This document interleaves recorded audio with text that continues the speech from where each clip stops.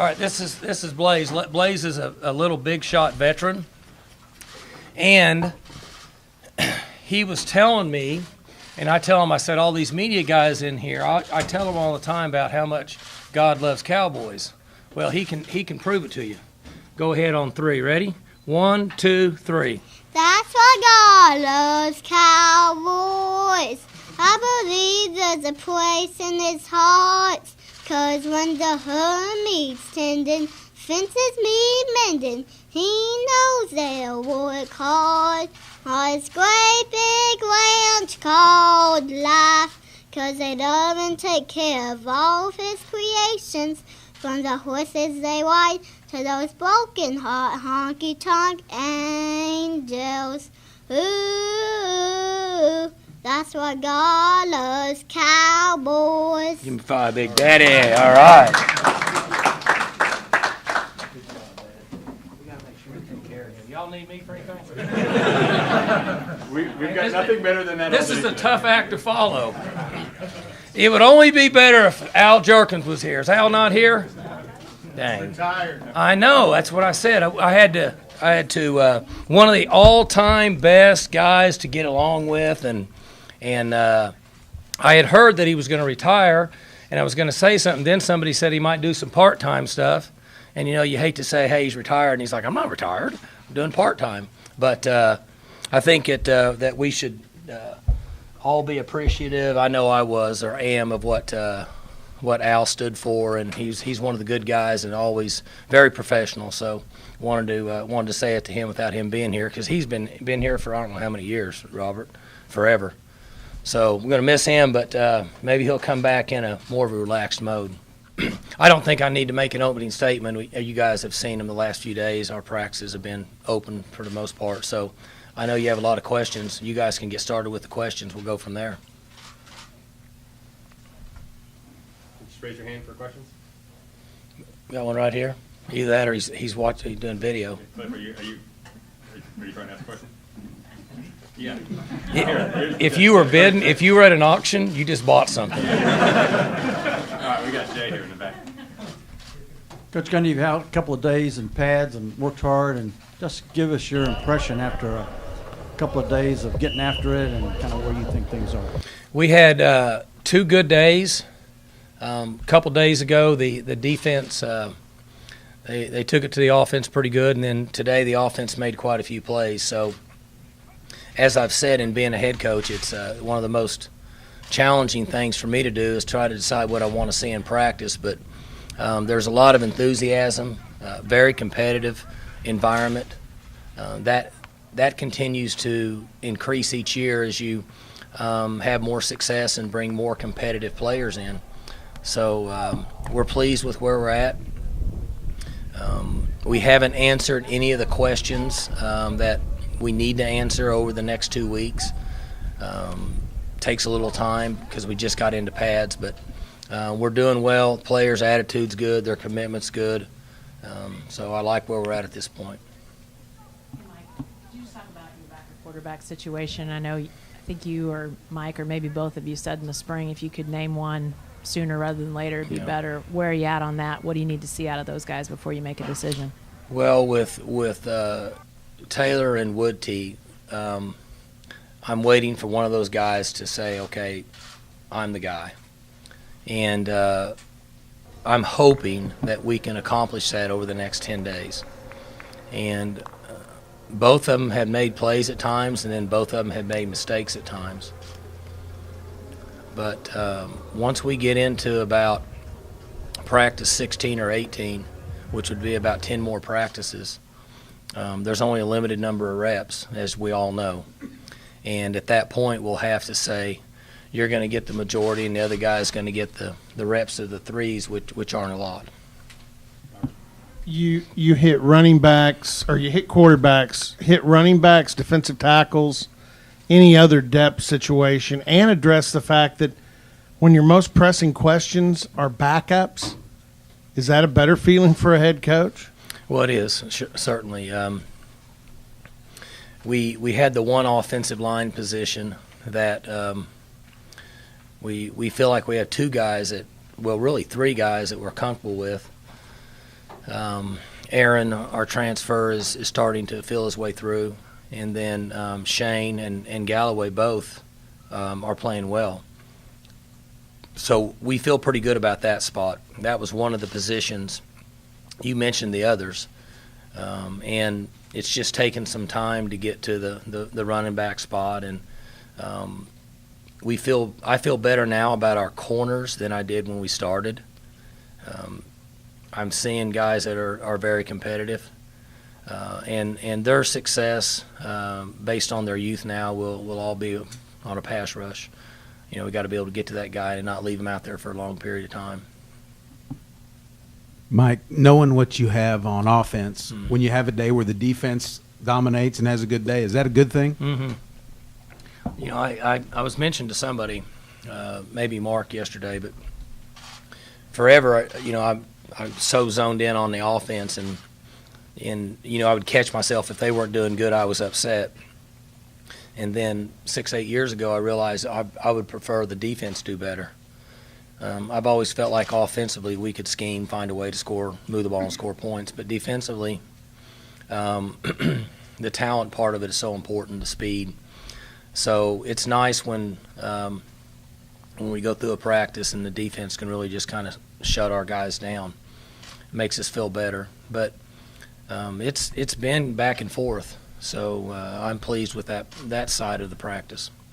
So even if this particular group of guys hasn't played together as an offensive line, how beneficial is it that 4 of them are seniors? Keys is a third-year guy. You know what I mean? That's sure. Considerable experience. There's no substitute for experience. We talked about Shane and Galloway, and Aaron played 20 games for Cal. So Lundblade's been around, Crabtree's been around. And when we talk about experienced players, we talk about guys that have played on the road in a hostile situation, and it's loud and hot and things are against you, and found a way to be successful. And that's really what I'm referring to when I talk about that. And so it helps those guys that have been around.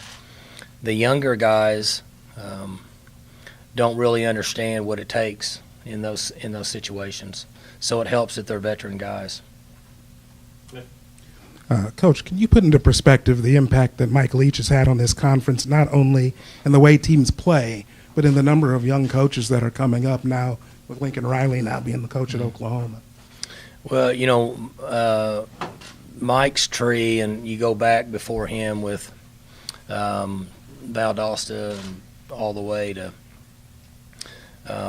Hal Mummy. Those guys were very innovative in the game, and the fact that they were willing to throw the ball in what most coaches would think would be unusual circumstances, which at one time was all the time. And so it's interesting how some guys from way back in that tree haven't adjusted as much, and then some of the younger guys have adjusted and built in the running game. But the principle and the concepts is very similar to what it always has been. But that is a very successful group that came out of that program years ago. Coach, you've talked a lot about being innovative off the field, not practicing as much, not hitting in camp. I'm curious about what's next for you in terms of innovation off the field, what you're working on right now that you feel like might be a little bit ahead of the curve. We made adjustments this year with practice, the new rules where you have to have 3 hours in between any physical activity or not. Was interesting, the different Power 5 conferences and their offices and how they read the rule. And so we changed a little bit what we did based on the way we thought that the rules should be read. And then we found out yesterday that we were correct in that manner. And so what that allowed us to do, even different this year, is we've reduced the time between the morning session and the afternoon session, and we've cut it back. So we bring the players over later, and they go home earlier. So they're getting 2 more hours of free time, and our coaching staff is getting 1 more hour at night home away from the office. And that is new for us this fall. I think, Mike, any list of the best quarterbacks in OSU history probably start from your period to current day. Where does Mason rank, and is he in position where he might be able to finish at the top of that list? You know, that's a hard question. Fortunately, we've had some really good players here at a lot of positions. And what I said earlier at the media days is that he's going to be talked about as one of the best to ever play here. The debate could go on and who was the best, and at the wide receiver position or any position. But with what he brings to the table, his ability to win games, the success that we've had, he'll go down as one of the best to ever play here. He's been really focused. He's done great. He's getting a lot of notoriety and so on and so forth, and he's handled it very well. I like what he's doing in practice now from a leadership standpoint more than any of the other 3 years. So I'm really excited to watch him play, and he's so driven and works so hard. But it's Oklahoma State fans and coaches will be sorry to see him leave for sure. 2 questions. One, you were asked about off the field innovations. Rob Glass is now working with it sounds like a sleep institute. Talk a little bit about that. And between your hair, Zach Seiner's Heisman campaign, some of the things that went on over the summer, do you think your whole team pays attention to that? And do you think they get as much of a kick out of it as maybe the fans and everybody else out there? Well, first, the sleep study, it's been out there a little while, and we looked into it and felt like that it was something that in early studies has proven that it's fairly effective. So we've gotten into that now. And then, it's interesting. I when I had the team together to start a week ago or whenever we did, I asked them some general questions, and they still live in their own little world. They're so busy with off-season training, and they're in summer school, and their metabolics, working out on their own, and whatever they have in their own life, that I'm sure they have an idea of some of the stuff that I do, but you'd be surprised that they probably don't pay a lot of attention to it. The people outside that aren't around us every day, they don't get to be involved like our guys do, so they're a little bit more in tune to it. Zach Seiner, his Heisman campaign was awesome. I mean, it was one of the neatest things ever, because that's his personality. He doesn't have to be somebody he's not in order to do that, so it worked out well for him. And I think our players understand that some of the stuff that I do and or they do, if it comes natural, but there's been so much of it for whatever reason that I think a lot of it now they just kind of roll with the punches, and it's same old to them. You said was on the Heisman campaign for Seiner. I don't think he's done with it. Well, yeah, I know. I mean, and I'm sure he's not. He's marketing himself. I mentioned it in a special teams meeting. We had punt meeting the other day, and we were going over protection, and I told the team, I said, now you're trying to protect for a Heisman candidate here. You guys got to do a better job than that. And he stood up and he said, yeah, that's right. So he was ready for it then. Okay, now my real question. Sorry about that. Quarterbacks bring all sorts of different tools to the field, whether it's skills or personality traits. But Mason, on the personality side, is a pretty straight arrow, pretty business-like guy. How have you seen that impact just the way he is with the team, the way the team responds to him, that sort of thing? He's changed considerably over the last couple of years. What he did to get the team's respect was early in his career he played when he was hurt and when he was really injured. And at the quarterback position, the players respect that. So he got him on on his side then when he would play injured, and then he's done it since then. He's had a couple pretty significant injuries, and he's played beyond the injury. But he is very, at some point, other than making Twitter videos in the summer at lakes, you see him do some stuff at the lake or whatever. But other than that, he's pretty straight line. You don't hear a lot. He's very driven, like I had mentioned earlier. He understands what he wants our team to accomplish, and he knows what he wants to accomplish, and it's hard to really get him off of that. So we're fortunate that we have a guy that can stay focused and lead the team. Mike, are there specific qualities for you, having been a college quarterback, that allowed you to transition into being a successful head coach in a different way than someone from a different position? I mean, I'm always going to say that guys that are quarterbacks could or have the best chance to be, whether it's a head football coach or in charge, because they're in charge on the field. And some of that is, you hear people say he's a natural born leader, or leaders are developed. I don't know if that's true one way or the other, but I know that a guy like Mason that's done this for so long, that's what he's used to. And he's used to being in the limelight, used to people saying you do good when we do good, and when we do bad, he does bad. So a lot of that is the same characteristics of being a head coach.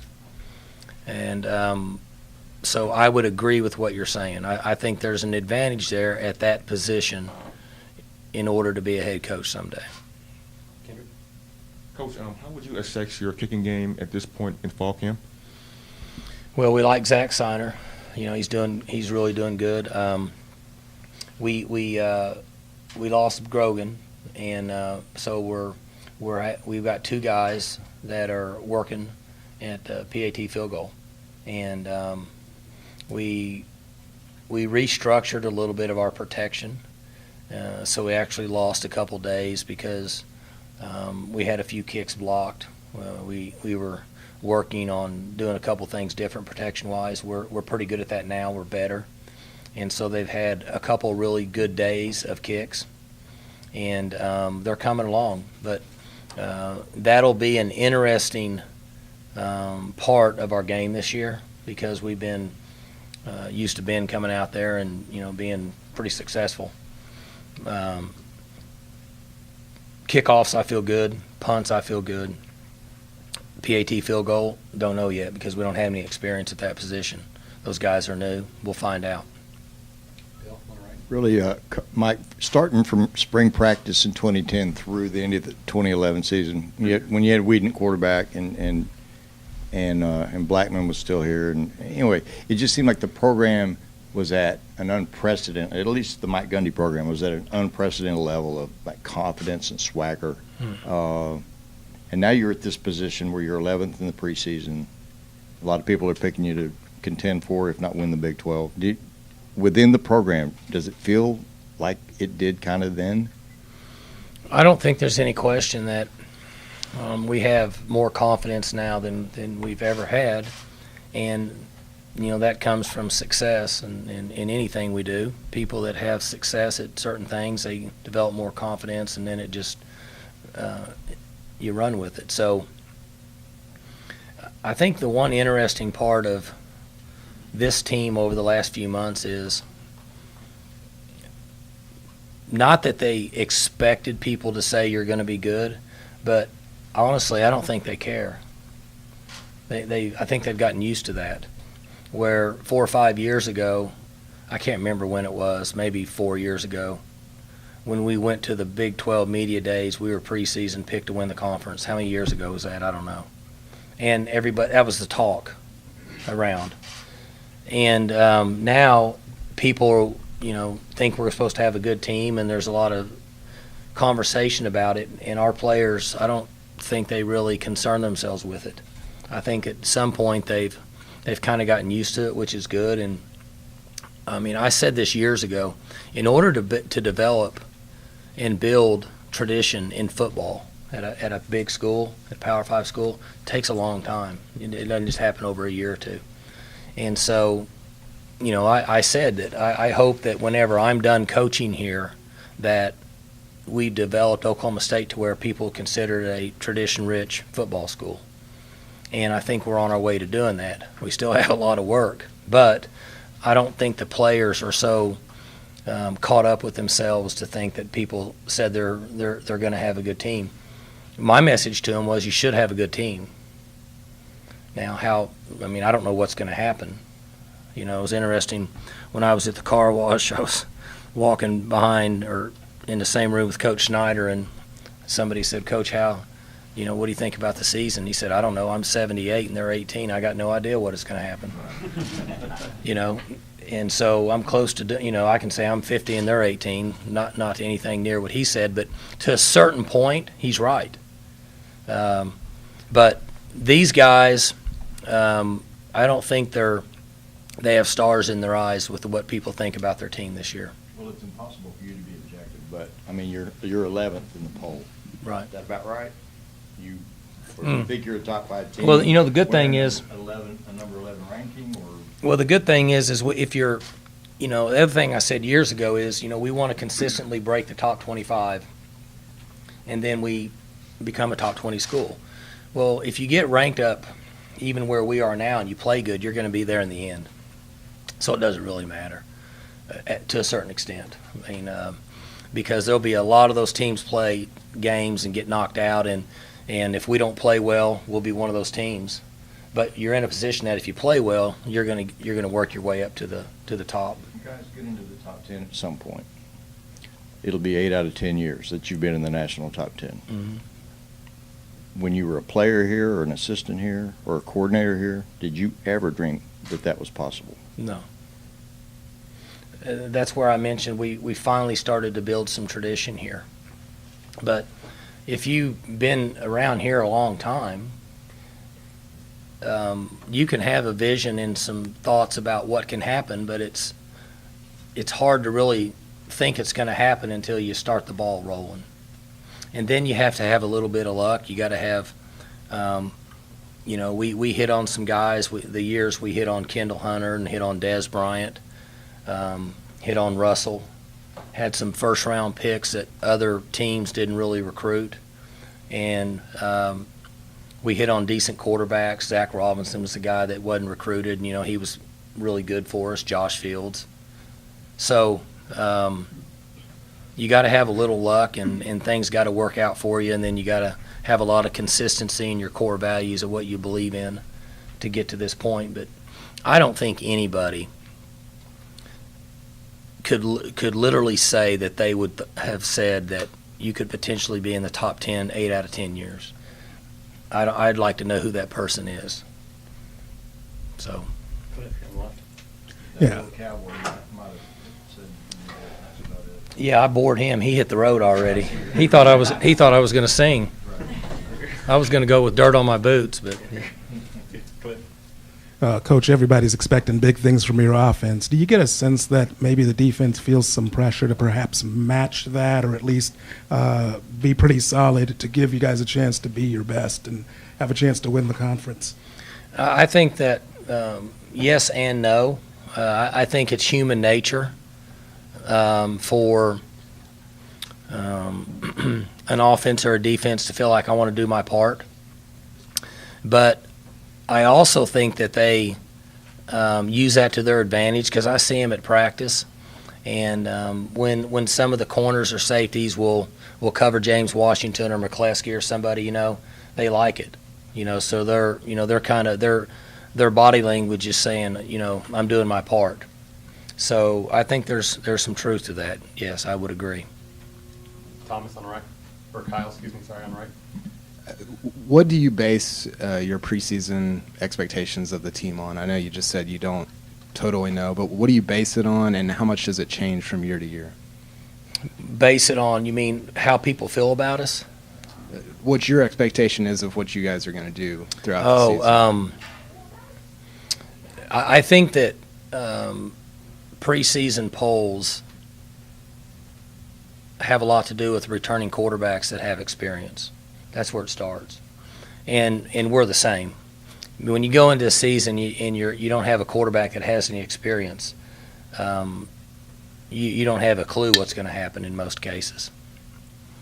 So for me, what I had said a second ago is exactly what I told the team, that we have experience at key positions on both sides of the ball. We have an experienced quarterback. We have skill players that potentially are good enough someday to play in the NFL. And we have numbers of depth that have played on both sides. And so for that reason, you guys should play well this year. So that's really how I believe, and I always tell them that. If we don't have that, I tell them, I said, you guys have a lot of ground to make up here because we really don't have a lot of experience. So, we're going to have to find a way to score some points, find a way to stop somebody. But with these guys, they have to be able to focus and do all the things that are important to get ready to play. But they know that if they prepare and do everything they can, and they're unselfish and committed, then my expectations are them to play very well on Saturdays. And I don't see any reason why they shouldn't. Mark down front here on the left. Mike, Cornelius was your backup last year, and he's in contention again, and he came in obviously as a walk-on from a small school in Texas. So I'm curious, how much development did he do in Stillwater, or when he got there, did you guys see something in him that maybe other schools didn't? He's he came in kind of as a really big, raw athlete. He runs a little better than what people think. He can throw it. And the sad thing about him is we never know, because you never know how good a guy is till he gets in there and it's his team. It's just like when Mason went in and played as a freshman, I wasn't very excited about him playing because he hadn't done anything in practice to make me think that he could have success. And what he was able to accomplish is pretty rare in me doing this for 20-something years. And with Taylor, he does a lot of good things in practice, but he's never been in a game under the fire to say, okay, let's see what you can do. But he's been awesome for us, to walk on the program and be here, and the commitment he's made. And I really believe that if he gets in a game and plays, that he'll play pretty well. Max down here on the right. Mike, kind of going off that question, do you think your backup quarterbacks appreciate not only that they're one snap away, but also that somebody has to be the guy next year? Yeah, I would say both of those questions, the answer would be yes. And we stress that all the time, that, it doesn't take but just a second and somebody else is going to be in there playing. And we all worry, I think most coaches across the country worry about their quarterback. But we have a number of positions that we worry about.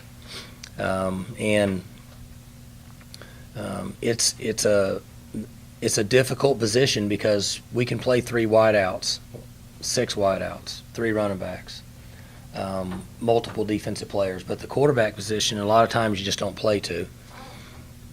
The year we had JW, it was rare. So they have to be very tuned in mentally and ready to go, because they don't get a lot of practice like the other positions at live game experience. Thomas on the right. You mentioned last year that you would constantly scout teams at home while you were watching them for like concepts or schemes or plays. Do you still do that, and to what extent, and do you encourage your offensive assistant coaches to do the same? What I was referring to is I watch games at home sometimes until I go to sleep. And I was kind of joking with myself because I keep a old yellow notebook and a pen by my chair. And so if I see something, I'll stop it and run it back and draw it up. And I'll keep it. And I'll usually collect 4, 5, 6 plays on a Saturday night if we don't have a night game. And it frustrates my boys because they want to watch the game and I'm running it back. It takes a while to get all the positions, get everything right, and then by the time you run it through, it's probably already popped up on their phone who won or lost. But yes, I do that. I don't encourage the assistants to do that, but I think they do the same thing. Now, I haven't seen any actual drawings they brought in, but I tear mine out and bring them in on Sunday morning. Jay, back left. Coach Gundy, did Rob Glass have some specific goals with some specific players this summer, and did that get accomplished? Since Rob's been here, I don't know that we really haven't had anything accomplished. He's always been able to get whatever he needed from our players. With Aaron Cochran, we asked him to lose about 20 pounds, and then he came back and he was, I think, 30 pounds lighter, and then maybe even lost another 10 when he was here. Most of our players are in a position that we need them to gain mass, so they're lucky. They can take all the calories they want. But he is, as you know, every once in a while he'll give somebody a diet that he wants them to stay on, that he feels like they need to be a little lighter based on the style of play we have. But for the most part, he had them under control before we ever got to that point. Thomas, all right. Oh, sorry. Cameron, go ahead. Mike, how have you seen Ramon grow since his move to safety? And also, what have you seen him help out with the younger corners in the secondary, and also Adrian being a new guy coming in? Ramon gets a little better every day. I noticed today he was moving at the safety position and jumped up and knocked the ball down. And he's always been a quick learner. We'll find out in a couple months, but I think he's better in the middle of the field like he's doing now. How much he's helping the young guys at the corner spot, I don't know. Most of the communication that he has now is with the safeties. But knowing Ramon, he's probably involved somewhat with them, I would guess. And Adrian seems to be meshing well with those guys. It looks like that he's comfortable and practicing, and he gets a little better every day. Dylan? Coach, how have you noticed Marcel change from before he got hurt to where he's at today after his injury? Physically, he looks really good, like he always has, and he's running around and making plays. I think the change with him that's noticeable is he lost football for a year, and so he knows what it's like to not have it. And he realized how much he liked the game, and he was excited to get back. I think that was the biggest change for him, is that when you have something taken away, you're like, man, I had it pretty good. And I think he recognized that side of football. Robert? I know that it doesn't equate to making a first down or making a field goal or whatever, but one of your concerns in the offseason was getting your contract done, and also at the same time getting your support staff and some of your assistant coaches where you wanted them salary-wise. I haven't seen you comment on that other than in the release. So now that you're into camp, the spirit in the office, everybody, I mean, you feeling pretty good about your structure there in your office? Yeah, my first goal was to make sure that we got everybody taken care of outside of the coaches. The coaches have always been taken care of. So there were a number of people that play a significant role in our success that I felt loyal to and needed to make sure they were taken care of, and then we were able to accomplish that. And then obviously with the assistants. And I wanted to put something in place personally for me that would essentially be good for Oklahoma State and be good for me for a long time. And we were able to, Coach Holder and I were able to come to an agreement, and the president and Board of Regents agreed. And we were able to put that aside.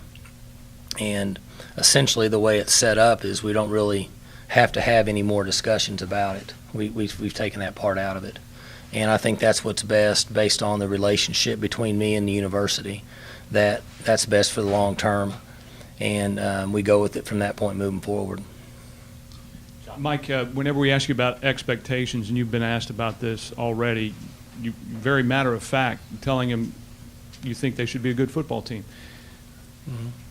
The whole approach, it doesn't sound like there's a whole lot of, you got to have some catchy slogan, or you want to make sure you go overboard telling them don't pay attention to certain things or anything like that. Have you come to that conclusion over the years of being a coach that that's the best way to handle that? Each team is different. And I hope that I improve each year in how I handle the chemistry of the team. Believe it or not, a lot of what I do is thinking. Like my 12-year-old tells me, all you do is sit at your desk.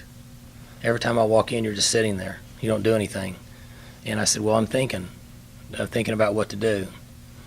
And he says, well, you don't do anything at practice either. You just go up in that tower. You don't talk to anybody either. So, believe it or not,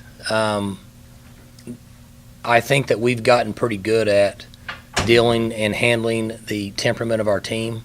And the very best thing that we can do is be honest with them.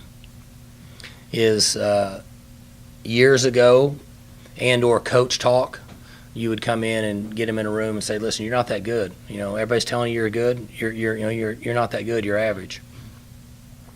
So if I were them, I would walk out thinking, we're pretty good. I mean, why is he telling us that? So they are pretty good. How good? I don't know, but they're pretty good. We'll see. It's up to them. And so they've handled that fairly well. And all of the one message that I've given them, right or wrong, is that there'll be a lot going on when you're ranked really high preseason. And I told them, I said, all the stuff that's gone on with me and the marketing and all that stuff only works when you're winning.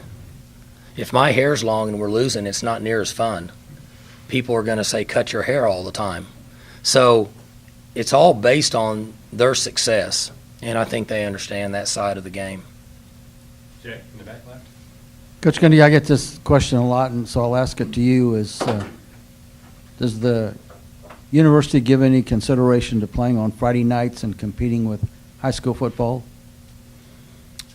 Are you talking about our second game? Yes, sir.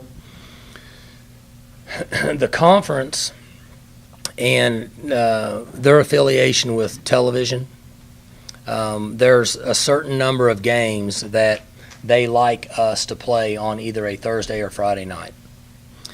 I don't think it's mandatory, but it's strongly suggested. And so we play on Labor Day weekend, and in order to get what we thought would be a great home crowd based on an in-state opponent, we thought by playing on Thursday it'd be really good. So when that happened, we follow up with 2 road trips. And the science behind putting 75 guys on an airplane and traveling halfway across the country and playing a game and then coming back and then doing it again the next week is that whether we like it or not, it can fatigue them and it can be a little bit of a factor. So we said, why not get a Thursday night game and a Friday night game to facilitate the conference in a year where you can play a game, get an extra day off, travel and play a game, come back, get an extra day off, and then travel again. So it really worked out, and it should exclude us for a number of years in not being a Saturday game. I want to play Saturday games. I want to play 8 games at home. I want to play at 2 o'clock. That's what I would like to do. I think that's what college football is. But the television pays the money, television people, and we have to do what's best. And so this was a good year for us to facilitate that with what the conference asked us to do every so often. And just to clarify one thing, it wasn't the Big 12 that asked us to play Friday night. That was South Alabama's TV poll. So the Big 12 is Thursday night is Big 12, but not Friday night. The Friday worked out well for us based on the 2 road games. And then if they bring it up in a year or two, I can say, I just played on Friday night. So, you kind of kill 2 birds with 1 stone. I told Bowlesby we did it for him. So, any other questions? Last one? One quick one. Yes. Have you identified, Mike, who your number 2 running back's going to be?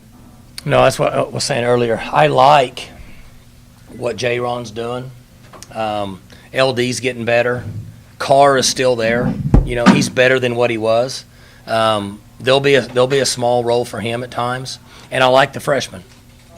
I see promise there, but we have not seen enough to say it yet of who would be that guy. So like 06, you had Toston as a freshman. Right. 7, Hunter. 2010, Randall. Mm-hmm. Justice last year. As all his freshmen, all were really good. Mhm. So none of those freshmen is quite at that level in camp, I guess, maybe. Well, it's As just these guys were. it's we've been in pads 2 days, and so it's still really early. But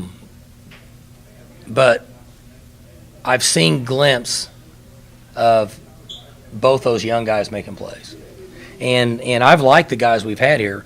I think Carr's been here long enough that we understand what his role is. I like the progress that J-Ron's made. And then I like the improvement that LD's made. LD has been a pretty good runner, and at times has been successful. He needs to take care of the ball and prove to us he can take care of the ball. So we're not there yet, but I like what we're working with. All right, thanks, Good. man. Appreciate it.